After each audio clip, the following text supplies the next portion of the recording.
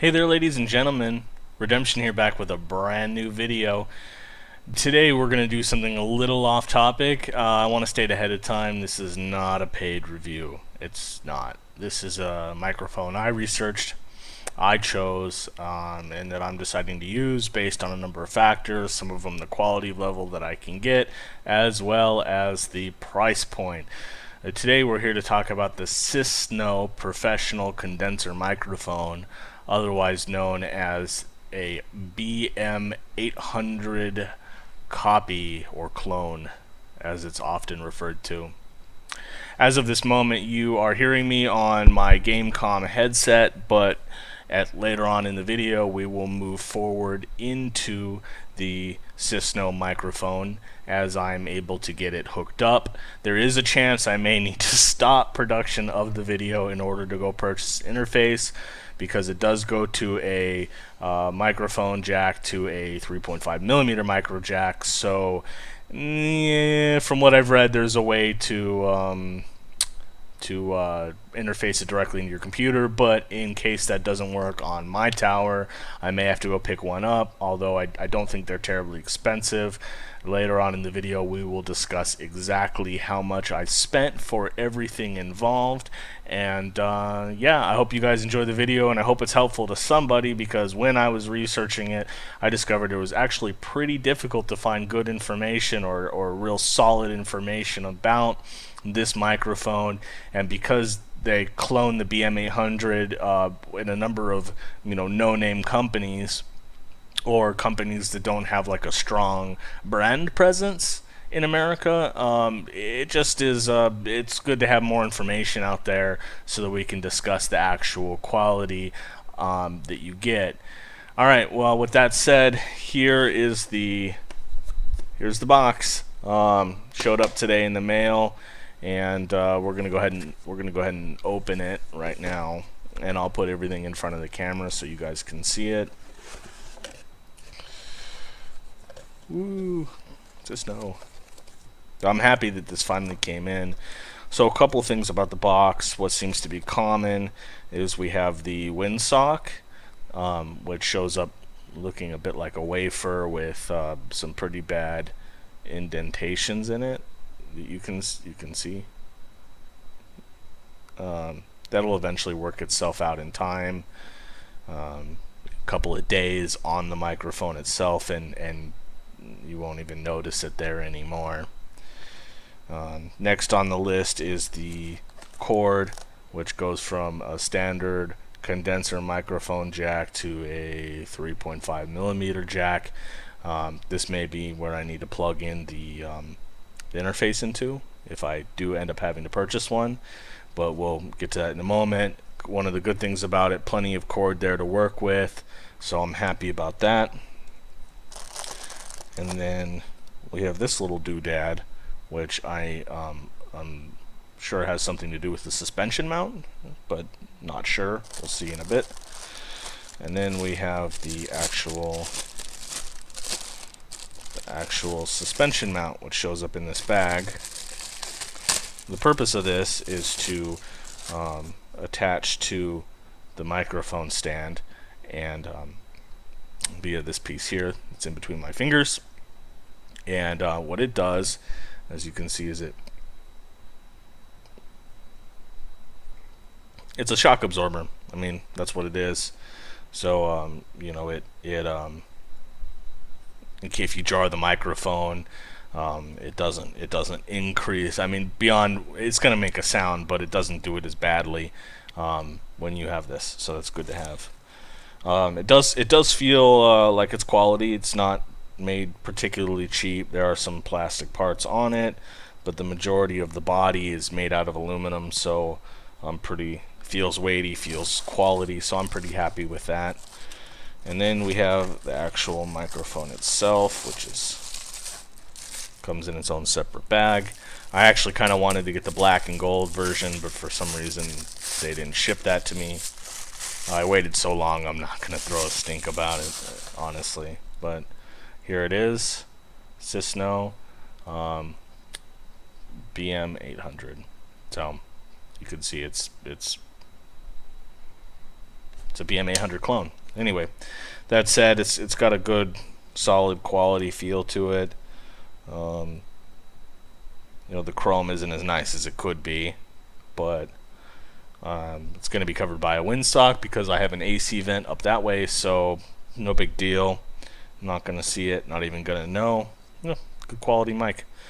Anyway, we're going to go ahead and get that set up, and then we'll test the audio quality and let you know how it looks. See you on the flip side. Alright, so here we are with everything working. I'm doing a bit of a scene test where I have different images up on screen. I'm working on getting better. God, I'm so fucking cheesy. Anyway, here we are all finished up. And as you can see, there's two photos here besides the footage of me speaking. There's a photo of my desk as well as a close-up of my Focusrite 2i4 interface. Now, I do have to tell you there's going to be a couple of things that you gotta really take into account when you're purchasing this. A big part of it is the interface. That's the big cost. You really do have to put out a bit of money there in order to get a bit of money back, or to get a bit of quality back, and interface is just really important to that. The normal price for that is about $170 from Guitar Center. Prices vary a bit from state to state, store to store. I went Monday or Tuesday, and it was the Memorial Day sales everywhere. So I had initially gone to pick up the Focusrite the Focusrite Scarlett Solo. That's what I was going to buy because I only thought I was going to need one interface for speaking. Although in retrospect, I have discovered that I may have a lot of use for two inputs in the future, especially if Julia and I start doing more work together. But anywho, then there's the Cisno microphone setup, which I purchased mine via Amazon. I think I paid about $28 for the microphone and $13 for the boom stand, and some miscellaneous amount of money for the pop filter. And and that I thought was going to be enough, but when I got it all hooked up, I went through about 2 or 3 hours of absolute misery last night trying to figure out why I just could not get the sound to come through. It just would not do it. My computer was detecting the Focusrite. It was detecting that it was there. It just would not pick up sound. So there's not a lot of information out there, unfortunately, unless you look real deep, unless you're really good with the Google, unless you have some strong Google foo. But what I did discover is that Cisno sent, with the package, they sent me sort of a goofy XLR jack. So one side was XLR and the other end was a 3.5. So I purchased a 3.5 to 1/4 because the Focusrite interface does also have a 1/4 inch microphone jack associated with it. It's a combination jack, meaning you can use 1/4 inch or you can use XLR. However, it just was not working, and after a lot of digging, I discovered that because it's a condenser microphone, you need to have phantom power, which luckily the Focusrite interface does have phantom power, but it does not allow you to transfer phantom power from the interface to the actual microphone unless it's an XLR to XLR jack. So this is completely useless. It's trash. It doesn't do anything for what we're trying to do, and I can't imagine why Cisno would send it with that, but they do. That said, a new cord was only about $12.99. I went down to the local mom and pop music store, and I picked up a XLR male to XLR female, and that allowed me, and that was a 10-foot cord, so they didn't have anything smaller. So I picked up the 10-foot cord. Might cost you even less if you're able to find a shorter cord. But in my case, that's what I had to pick up because I didn't feel like driving very far for it. So here we are, XLR to XLR, and it works perfecto without any problems whatsoever. Almost plug and play, provided you install the drivers and all that. Now, I'm not here to give a tutorial. What I'm here to talk about is just the mic quality alone. So I think what you'll notice, first of all, is the humming sound that was in my previous videos is gone. It's not there anymore. There is no more humming sound. There is a bit of an echo quality still. Big part of that has to do with the acoustics in this room are just awful. As you can see behind me, the room is tile. I don't have a lot of photos up yet. There's still not a lot of furniture in here. Well, there is, but most of it is hard surfaces, and it's just not sound dampening enough. So there's gonna have to be a rug, an area rug in my near future, as well as some artwork to get it all fixed up.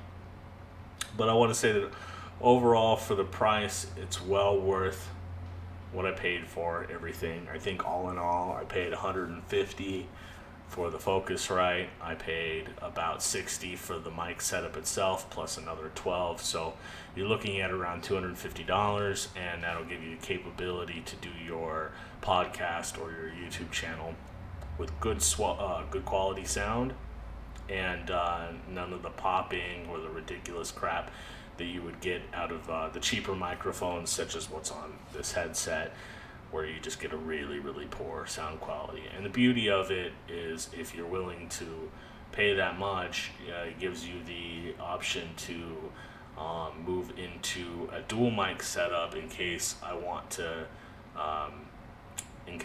to interview somebody, or if I have Julie on the show and we're talking about something. So it only would require another, another maybe $50 or $60 for me to set up a mic for her as well. Beneficially speaking, it also allows me to run a mic right to her desk, and all we have to do is hit record, and she can sit right at her desk and talk. And a big part of the reason for that is because the distance that you can talk at with these things is they're not super sensitive, and they're not supposed to be. You want it to sort of keep out all of the background noises, which I'm sure you might maybe hear a little bit of it right now because the AC vent is on and it is blowing right at the back of this camera, or this mic.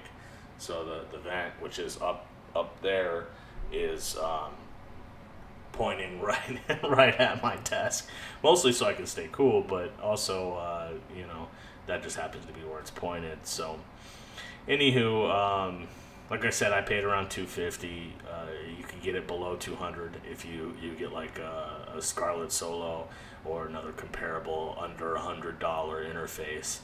But you will see a drop in quality when you step outside of the real reputable brands, and the interface is where it really counts big time. Anywho, that said, I hope you guys enjoyed the video. I hope this maybe helps somebody else. Oh, you will run into one last problem with these, right? Because it's a condenser microphone and it's one microphone. See, these mics right here, there's two microphones built into it, and that's what allows you to get a left and a right channel. But on a microphone such as what we have here, you only have the one mic pickup. So whatever recording software you're using, you have to figure out how to split it from a mono track into a stereo output.